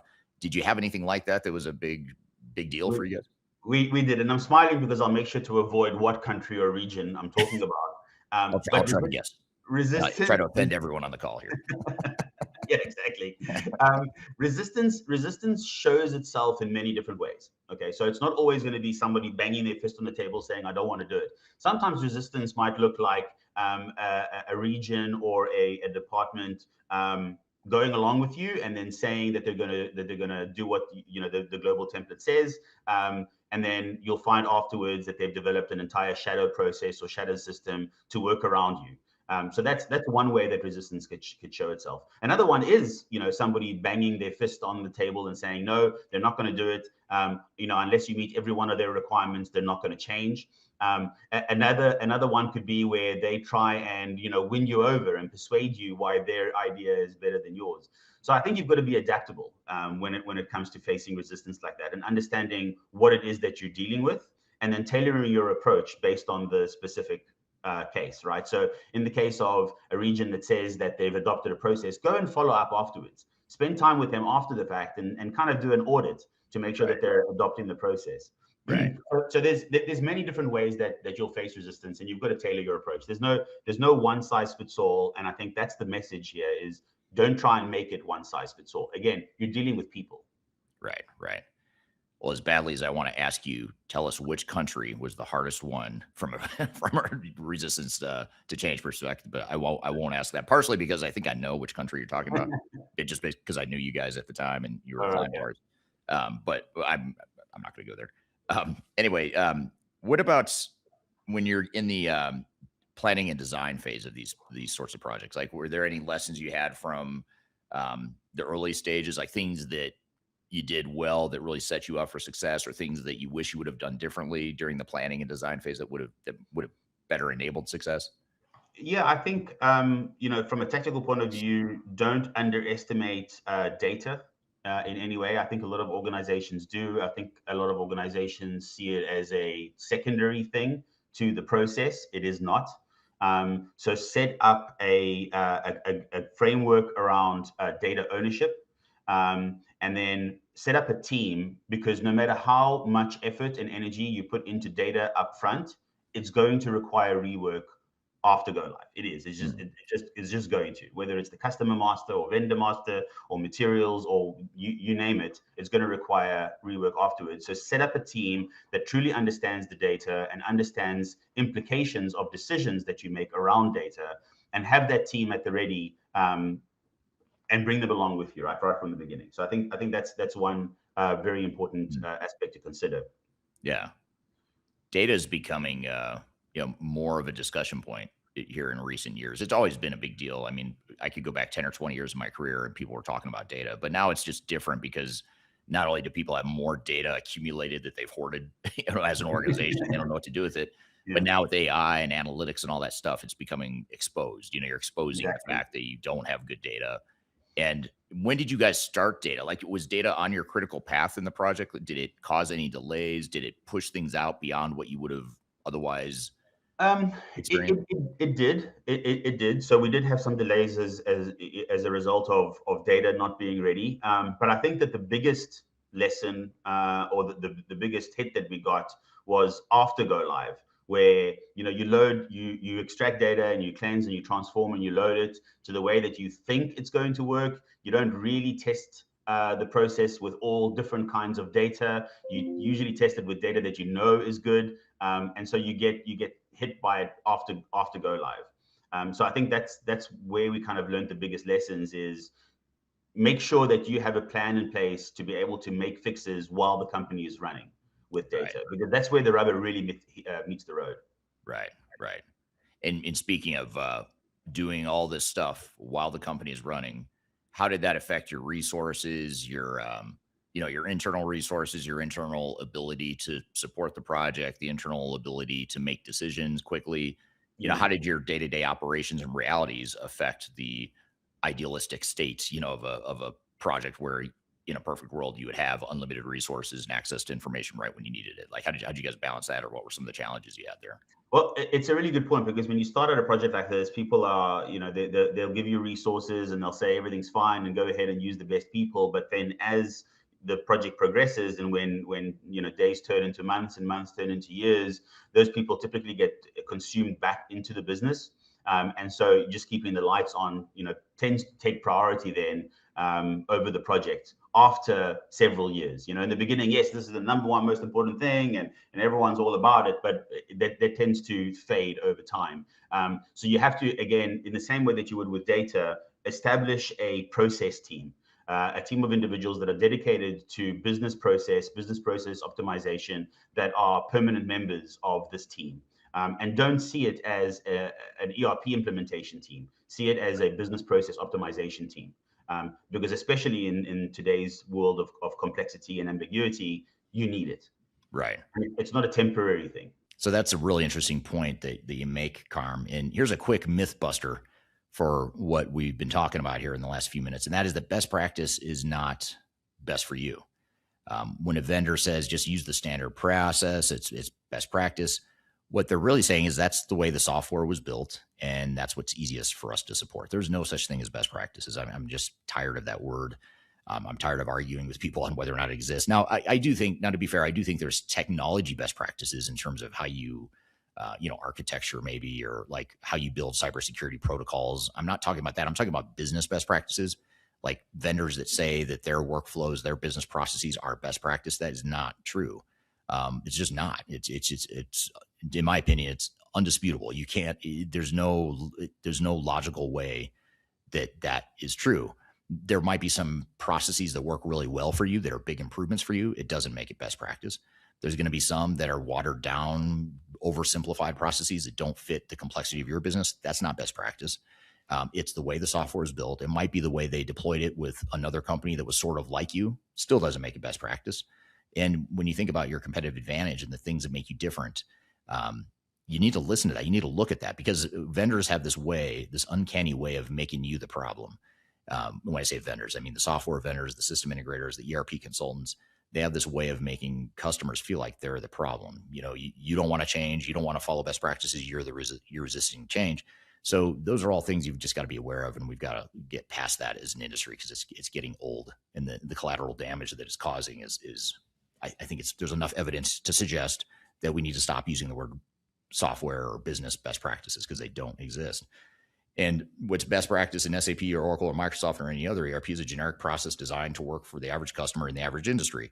And you are probably not average. You're probably not an average company. Now, I know consultants also love to say you're not that special. You're not that different. Well, you are. Okay. There's some things that you do that are intentionally different, intentionally strategic, intentionally competitive. Now, there's probably some things you're doing that aren't so bright. You could be doing better. Yeah, there was a convoluted process that needs to be simplified. I'm not saying just pave the cow paths and leave everything the way it is, but you need to understand the difference between the two, the processes that are ripe for improvement and the ones that where maybe you actually have the best practice for you, and you need to figure out how to preserve and build on that, not throw it out and start over with what a software thinks is best practices or a software vendor thinks is. So if you were average, you'd be out of business, especially, talking about the other than the public sector, any for-profit company would be out of business if their goal was to be average and be just like everyone else, use the same system, the same processes. It's not sustainable. It doesn't make sense. So the competitive advantages are the things you do differently. That's your secret sauce. Now, here's the nuance with what Karm said, though. He got this part exactly right. About 70 to 80% of your processes should probably follow standard best practice. So, okay, if you want to call it best practice, I wouldn't call it best practice. I still think it's just the way the software is built, and the way it was built may be brilliant and it may be perfect for you. That's great, but it still doesn't mean it's best practice. So when you look at things like AP, AR, basic financial close, okay, sure, use the standard functionality. But when you've got that 20 to 30% that makes you've got to defend that. Even if the vendor presses you, even if the system integrator, rolls their eyes and says you're not different, you shouldn't be different. Why are you doing this different? Even if it costs you more, it might cost you more. It might introduce more technical complexity, but that might be necessary in order to preserve those best practices. So if you flatten everything into vendor-defined best practices, you didn't change your business, you just commoditized it. And so, then you say, well, congratulations, you just paid millions of dollars to look just like your competitors.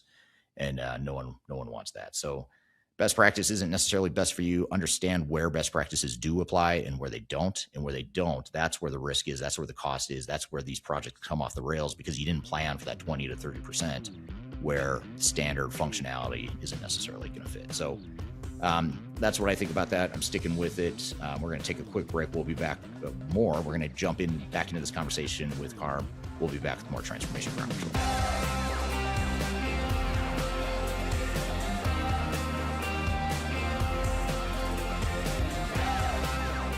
I'm Greg Benton. I'm the Chief Strategy Officer with Third Stage Consulting.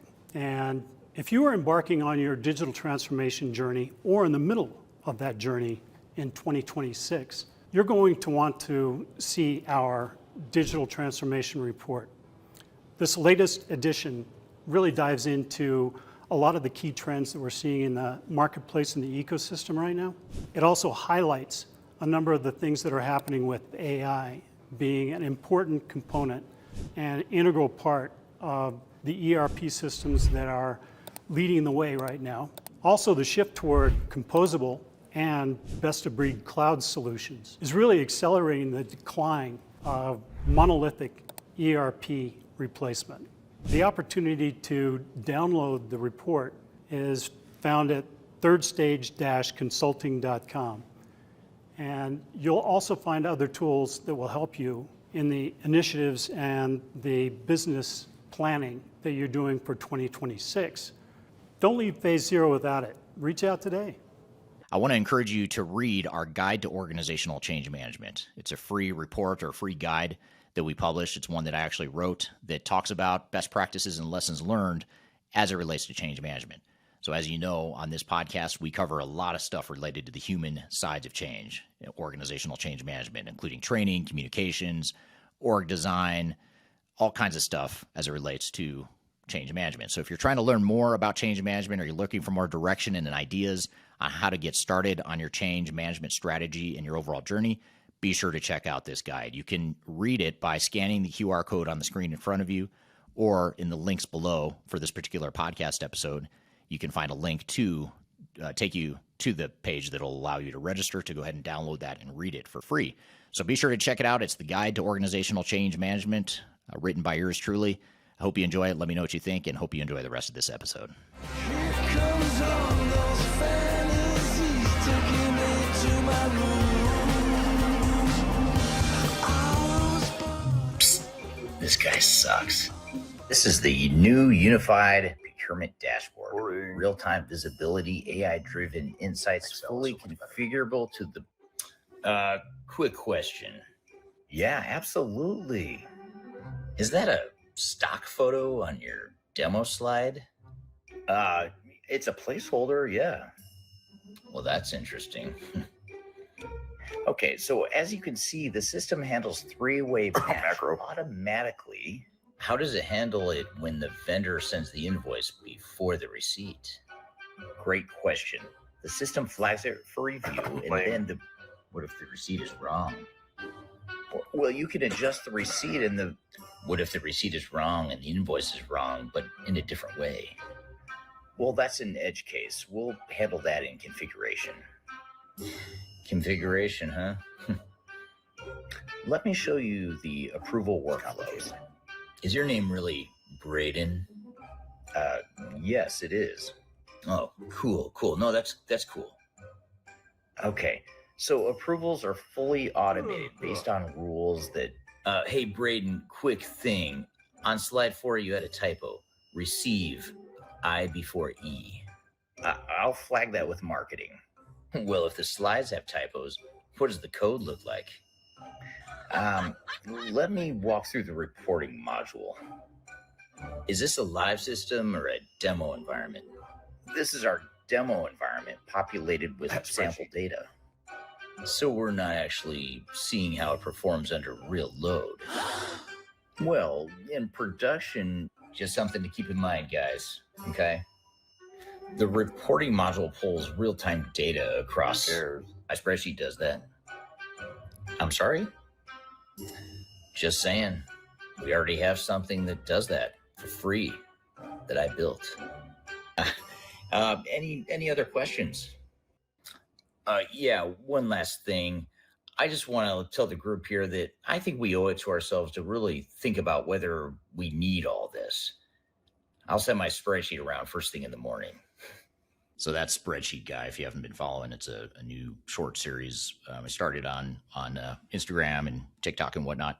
A fun way, or it's meant to be a fun way to poke fun at that person in every organization that resists change the way it is. And I think, the good thing about Spreadsheet Guys, I think he exposes some of the organizational dysfunction in a lot of organizations and that resistance to change. They need to balance the way things are versus the way things could be, and the need for change management, because the guys like that, like Spreadsheet Guy, they'll continue to be a nuisance until you address it. And unfortunately for leaders, most resistance is not quite as obvious as Spreadsheet Guys. I mean, he's sort of he's being very passive aggressive. He's disruptive, in a demo environment, or I've done other videos where it's during training or different phases of a project. And that can be a challenge. And usually it's a lot more subtle, though. And that's the problem with change management, or that's the challenge with change management, is it's usually a lot more subtle. And, the other thing that this ties back to that Karm was just talking about is how more technology isn't necessarily better. He talked about how you bought SAP's most powerful scheduling capability, implement it, but then you turned it off because the company wasn't ready. And so many system integrators would have said, why? That's a terrible idea. Don't do that. And I think it's important because it also shows a strong leadership. I'm not even going to debate whether or not it was the right decision, because honestly, it doesn't matter if that was the right decision. I mean, it sounds like it probably was, but that's not the point. The point is they did what they thought they needed to do for their business. It wasn't them being resistant to change. It wasn't them being stubborn. It wasn't them not listening. They said, look, we tried it. It doesn't fit. We're not ready for it. Let's table it. We'll come back to it later. We've got a process now that works pretty well. So it's interesting because they configured the advanced automated scheduling, which is one of the most powerful features in SAP. And I'm sure, it might have watered down their business case. I'm sure the consultants were not pleased that was getting cut, because that might be one of their favorite parts of the system. And during the testing, they realized it couldn't handle it. So they shut it off and went back to manual scheduling. So that just takes a lot of guts, takes a backbone, it takes a strong spine. Most companies and leaders don't do it. They get into the sunk cost fallacy where they just keep at it. They figure they'll just power through. They paid for it. They might as well use it. And they sometimes don't want to admit that they're not ready to the steering committee, to the vendor, to the consultants. But the lesson is pretty clear. The goal of a transformation isn't to use every feature that your software can do. The goal is to run your business better. Now, I'm not saying be like Spreadsheet Guy and just keep using spreadsheets. There's obviously a fine line here. And you have to be careful because it's a slippery slope. Because if Spreadsheet Guy were working at Karm's company, he probably would have pounced on that and said, see, SAP sucks. We shouldn't be doing this project. We should be using my spreadsheets instead, because the axis of power lies more with Spreadsheet Guy if things stay the same, because he's such a central part of the current state, and he's threatened by that. He's going to be disrupted by it. So back to Karm, though, and back to the SAP implementation, the goal is not to use every feature. It's to make your business run better. And I liked his analogy a lot too, where he talks about how you can't have a Ferrari for your first car because you're going to crash it. And SAP's like a Ferrari, and some might argue with that and say, well, it's not a Ferrari. It's more like a Cadillac, or whatever you want to call it. But, the analogies aside, you don't need the highest end software necessarily. You might need to start with a Camry and then work to a Ferrari over time, and then turn features on as you need to and as you go. And also, it's an important part of not biting off more than you can chew. Here's a different kind of comment or question. I'll convert it into a different spin here from Teddy on YouTube. Says there are some papers pointing to a massive cloud migration up ahead as ECC and R3 support is about to end. Are you already seeing it in the projects on your side? And I would just say yes to that. We absolutely are.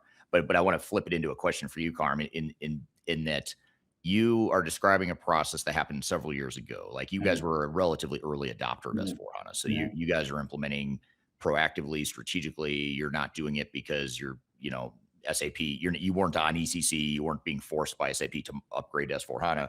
Right. But a lot of companies are out there. They've got this 2030 deadline they're staring down. And let's just say, let's put yourself in this hypothetical scenario. You're in the same role you were several years ago. You decide you're going to, except you're using ECC, but now you're going to be implementing because you have a deadline. You've got to get live on S/4HANA by 2030. It's 2026 right now. Yeah. We see a lot of companies that are rushing, they're panicking a little bit. They're rushing. They're just trying to cut corners and just try to get a new system stood up and live in out of fear of support being cut off for their legacy system. I don't sense that you guys had that sort of time constraint. I mean, you had urgency. I mean, there's a reason you were doing it like you talked about, but it wasn't like there was a time-based constraint to it. Would that, and I know this is totally hypothetical, but if you were now in today's day and age starting over exactly where you were, would you have to, like, how would you have navigated that? I'm just curious, like, what would you have done? Would it have forced you to compress some things or cut some things that you did right in the implementation you did? No, I don't think so. I think that when we did this, it was always about, and this is another catchphrase that I dislike is MVP or minimum viable product. But really what that boils down to is understanding your business and understanding the processes that are key to your business. And focusing and spending your time and energy there. And I think whether you're on a burning platform or not, that should be the approach that you take. And you spend 80% of your time on 20% of the processes that really matter to the business. That's not to say that the other 3,000 processes don't matter, but they're not going to matter as much as a handful of true key processes for your business. And focus and spend your time on those, because if you get those right, you do have time afterwards to come back and fix up all the others. But if you get those wrong, you're going to hamstring your business and impact your customers. Yeah, that's really good advice. I hope people listening that are facing this 2030 deadline and feeling a sense of panic or urgency or whatever you want to call it, I hope they take that advice into consideration, because that's really, really good advice. Dostonian on YouTube says you really love governance, you just haven't realized it yet. Probably. So we're just it's the word I don't like. The concept I love. Yes. Oh, it's just okay. That's interesting. The word governance is a trigger for you. It's kind of like, for me, I have certain ones too, like agile or best practices. Like anytime I hear those words, it's like nails on a chalkboard. Yeah, exactly. But it's funny that we just are not going to let this governance thing go an hour into this conversation or whatever. Here's an interesting question, and I know this doesn't apply to you at Baltimore Aircoil, but this is from Teddy on YouTube. Says, have you ever encountered a failure leading to giving up the implementation of SAP? What was the main reasons to that? I can speak to myself, and then maybe you could speak to, what you've seen too, Karm, in your short consulting career so far. But we have seen this quite a bit. And I think the biggest thing with this is, we've seen a lot of failed or canceled S/4HANA projects, but it's really not because S/4HANA as a product is a bad product. I mean, it's actually a really good product. There's a lot of cool capabilities, a lot of power in it. But I think the problem is so many companies don't have the fortitude and the budget and the time and just the stomach to see it out. I mean, because it's a painful process, it's expensive, it takes a lot of time. And we see a lot of clients, they get halfway through and say, well, what have we gotten ourselves into? Like, this is going to cost more than we thought. It's going to take more time. But again, it's not an S/4HANA problem. It's more of an expectation setting problem. It is a governance problem. I'm going to keep now. I'm not going to be able to let go of the word governance, but it's a change management resistance problem. So there's a lot of headwinds you're going to face, and a lot of times companies just, I hate to say give up, but it fizzles out. They run out of money, they run out of time, fortitude, whatever you want to call it. What are your thoughts on that, Karm? Why do you think some companies cancel their projects or just bail out on it completely? I couldn't agree with you more. And just obviously I wasn't involved with some of the very famous SAP failures, like Hershey and Little and others. But for me, I find those interesting because SAP does have that functionality, right? It has the functionality that is needed, and it's about what you choose to adopt and what you choose not to adopt. And I think that these projects that do fail, they're not a technology problem, as you exactly said. It's a business process problem. It's an adoption problem. It's an understanding of the business problem and how the technology fits into your business. Right. Right. And that right there that's the key. And that's a lot more difficult than just deploying technology. Because if all we had to do is deploy technology, these projects would not fail. I mean, I think we'd have 99.9% success rates. We wouldn't be talking about all the failures. But the problem is what you just described. And I think a big problem too, and I'm curious to hear if any of your leadership might have struggled to see this too, is did your leadership at BAC, did they understand how difficult it was going to be, or was it a surprise to them? Did you have to convince them or educate them a lot, or how did your leadership approach this whole thing? I think the higher up you go in an organization, the more philosophical things become. Right. So yes, the leadership that did have an understanding, it does have an understanding of how difficult the project was. But I think that they would never, and they should never, understand some of the true technical difficulties that were encountered.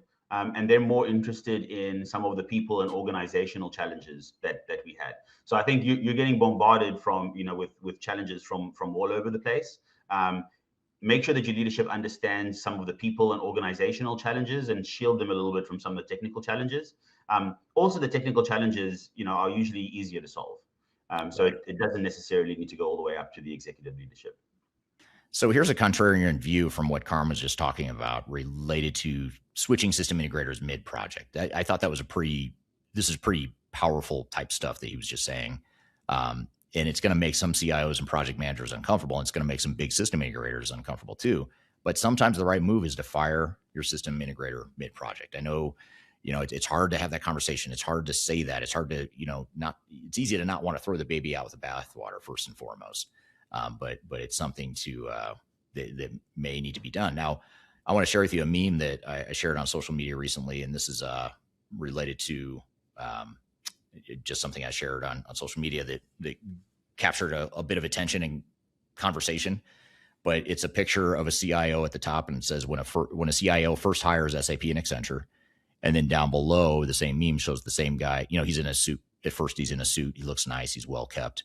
And then below, he appears to be homeless, and he's holding a sign that says "Will work for tech," and it says 2 years after a CIO hires SAP and Accenture. So, obviously, I'm poking fun. This is hyperbole. I apologize to SAP and Accenture, people that work for SAP or Accenture. This is not meant to be necessarily just a direct reflection on you individually, or even for these two companies. The point here is that there's this misconception in the industry and among leaders, especially, that if I just hire a big name vendor and a big name SI, I'm good. I'll be okay.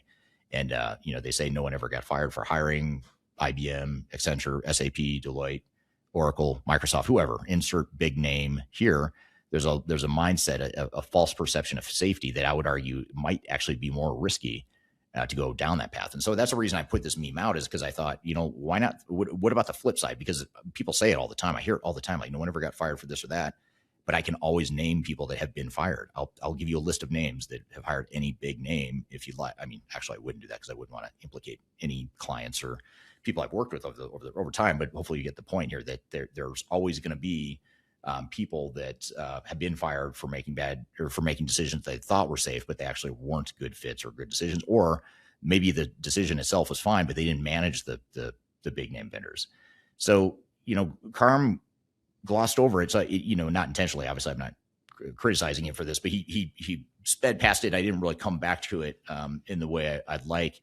So I want to just chat about it just for a minute.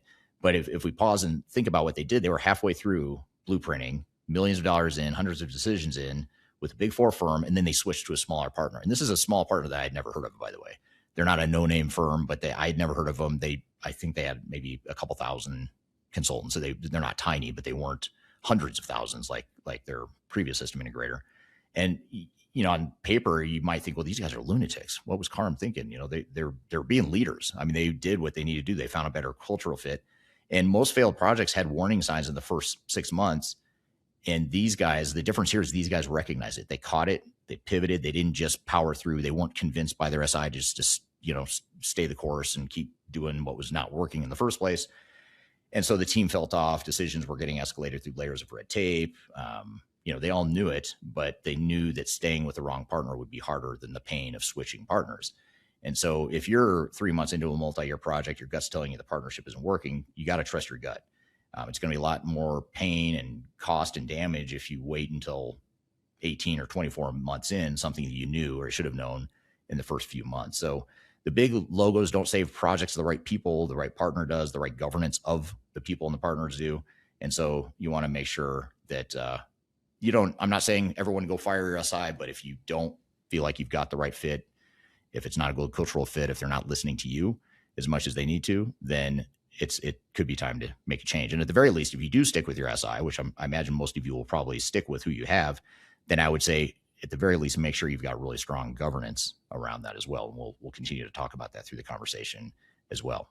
Yeah, I mean, the technology, it either works or it doesn't, not to oversimplify it, but I mean, the data flows, the buttons work, the transaction posts to the GL or it doesn't, it's pretty easy to spot the problems there, but the trickier stuff as well, it works, but Jimmy over in accounting isn't putting the data in the system or, and all that stuff trickles down throughout the entire process. And then all of a sudden everyone's blaming SAP or S4HANA or their ERP system because it sucks. The data's wrong. Well, maybe Jimmy's the problem. Maybe Jimmy did something wrong and we got to train him on how to do it.